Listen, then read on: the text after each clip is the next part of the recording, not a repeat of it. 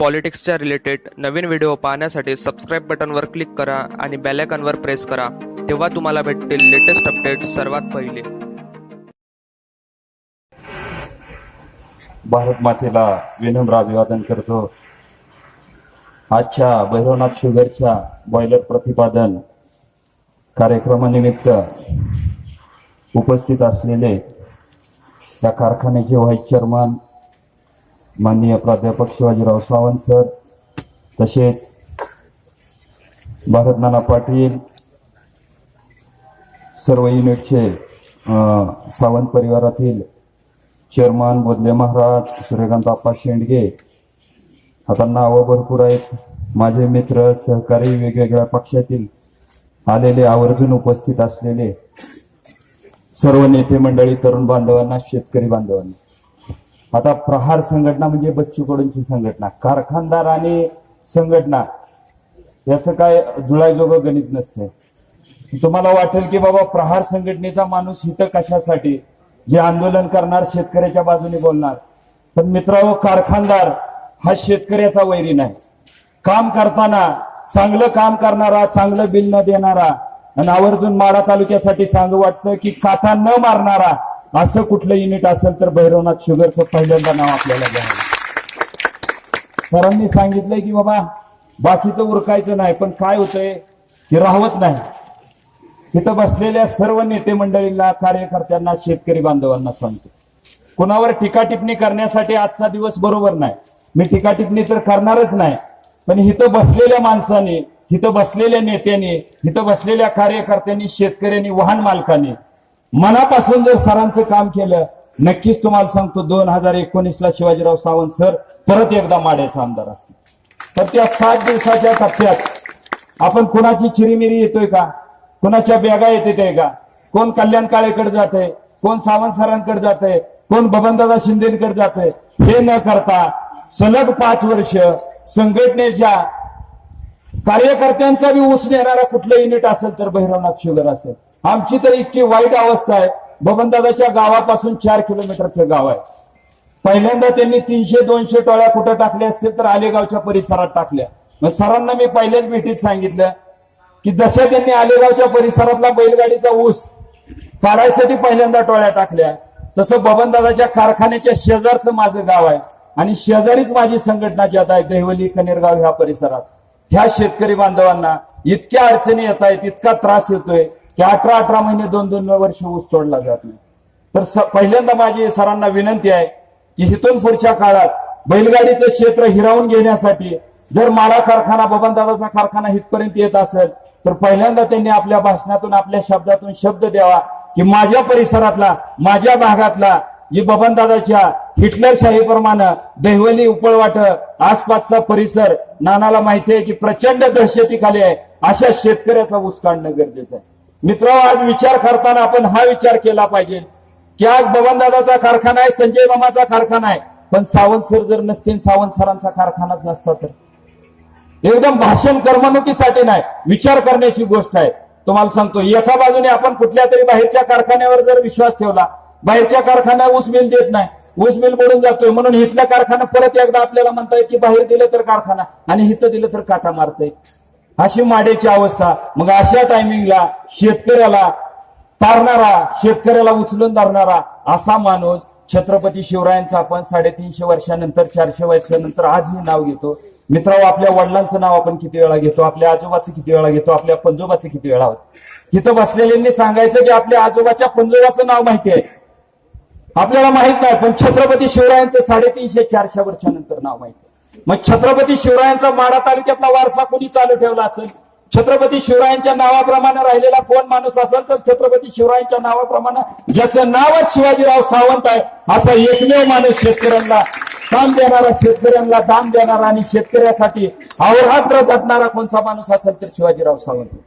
मी कारखानदारांचं आणि कारखानदारांचं कुठल्याही चेअरमनांचं चहा सुद्धा आजपर्यंत पेलो नाही. बऱ्याच संघटना, बऱ्याच चळवळी आजपर्यंत आल्या, पण आमदार बच्चू कडूंच्या नावात काय ताकद असेल तर 288 आमदारापैकी एकमेव माणूस आहे की ज्यानं पगारीला विरोध केला, जो आजही भाड्याच्या घरात राहतो, 100 वेळा रक्तदान केलं, तालुक्यातला नाही, अमरावती जिल्ह्यातला नाही, माढा तालुक्यातला नाही, तमाम महाराष्ट्रातला नव्हे जगातला एकमेव आमदार कुठला असेल तर आमदार बच्चू कडूंचं नाव पहिल्यांदा येतं. आणि आमदार बच्चू कडूंचा कार्यकर्ता तुमच्या पुढे सांगत असेल तर भैरवनाथ शुगर युनिटसाठी एवढ्यासाठी सांगतो की मित्रांनो, दर कमी देईल, दर जादा देईल, पण काटा मारलेला कुणाचा समजत नाही. तुम्हाला सांगतो का आजपर्यंत कारखानदारीत अनेक कारखाने बंद पडले, अनेक कारखान्यांना अडचणी आल्या, पण आजही आपण बघतो की बबनदादा संजय मामाचाच कारखाना का चालतो. ज्या मोहिते पाटलांनी 35 वर्ष राज्य केलं अशा मोहिते पाटलांना सुद्धा कारखानदारीत अडचणी आल्या, पण आजही आपण बघतो की बबनदादा शिंदेना, संजय मामा शिंदेना अडचणीच येत नाहीत. तर याच्या मागचं एकमेव गणित आहे कुठलं तर काटा मारण्याची पद्धत आणि प्रचंड काटा मारणं आणि शेतकऱ्यांचं पाप घेणं. पहिल्यांदा बच्चू कडूंची सभा झाली, ऊस परिषदेच्या निमित्ताने इथं बैठका झाल्या, त्यावेळेस बच्चू कडूंनी भर सभेत अक्कलकोटला सांगितलं की बबनदादा शिंदे काटा मारतायत.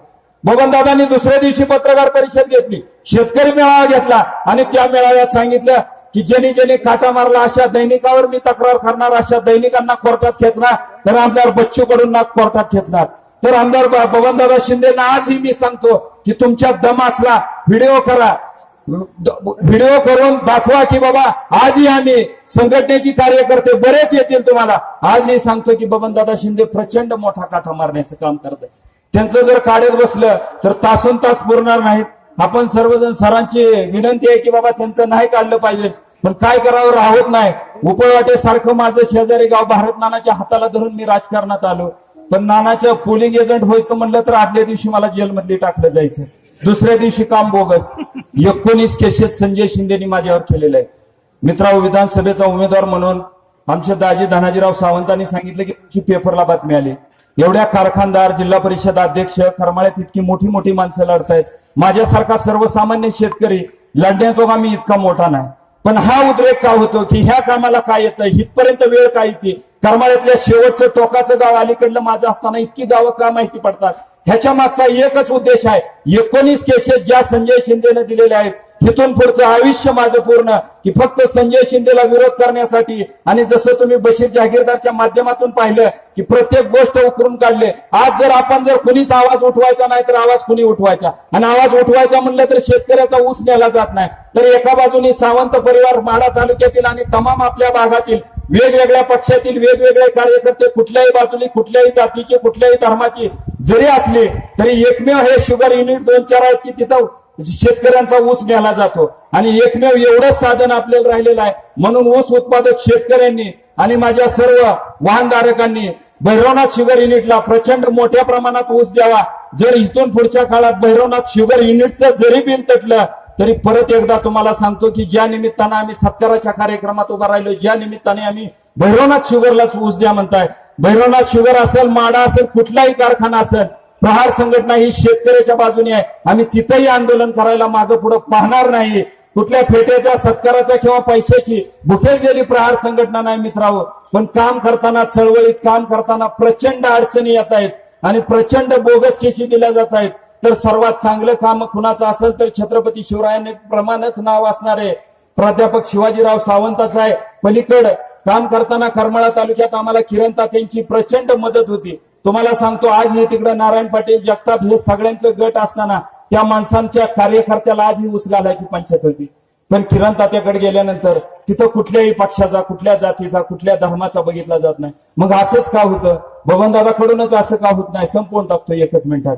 असं का होतं की सर्वसामान्य माणसातला, शेतकऱ्यातनं, जो गरिबीतनं माणूस मोठा झालाय त्यालाच गोष्टी कळते त्या. नाहीतर ही ज्याच्या डोक्यात सत्तेचं येड आहे त्याला कधीच कळत नाही.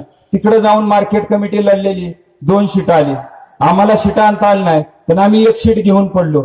सावडी गाणातनं सतीश शेळके संजय मामाचा उभा होता, 300 मतांनी पडला आणि आमच्या माणसानं 500 मतं घेतली. आमचा उद्देश आहे म्हणलं की संजय शिंदेना ज्या माढा तालुक्यातल्या लोकांना त्रास दिलाय तोच त्रास तुम्हाला करमाळा तालुक्यातल्या लोकांना झाला न पाहिजे, म्हणून तिकडे जाण्यापासून थांबवणं.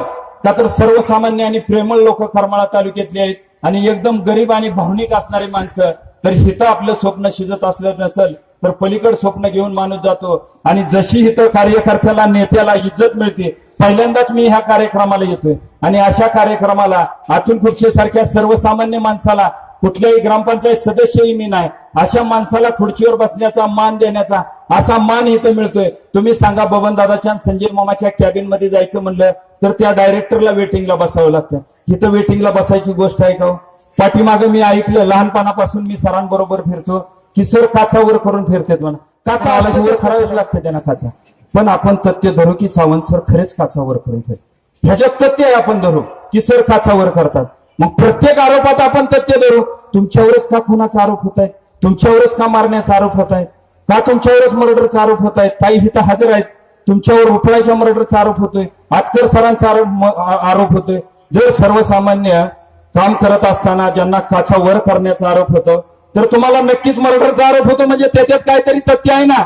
मग अशा ठिकाणी तुम्हाला सांगतो, काम करताना बराच वेळ घेतला, वेळ घेत नाही की सर्वसामान्य माणसाला, शेतकरी बांधवांना, ऊस उत्पादकांना सर्वांना मी विनंती करतो की कुणाचाही ऊस नडला, ऊस आडला तर आपण सर्वांनी सरांकडे यावं आणि ऊस घालवावा. आणि जर लाईट बंद पडली, डीपी जळला, डीपी देत नसली तर प्रहार संघटनेकडे यायचं.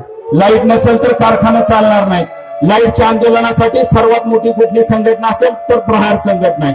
डीपी जळला तरी फुकाट, एडिशनल असला फुकाट, 3 पोलची मंजुरी आहे, 4 पोलची मंजुरी आहे, केबल टाकून आणताय त्याला फुकाट. लाईटची सगळी कामं जी असलेली, ऊर्जा खातं कुणाकडे तर आहे तर प्रहारकडे आहे. इथून पुढच्या काळात आपण सर्वजण या ठिकाणी आलात, उपस्थित राहिलात मोठ्या संख्येने आणि मला बोलण्याची संधी दिली त्याबद्दल मी सर्वांचा आभार मानतो आणि माझे लांबलेले 2 शब्द संपवतो. जय हिंद, जय महाराष्ट्र.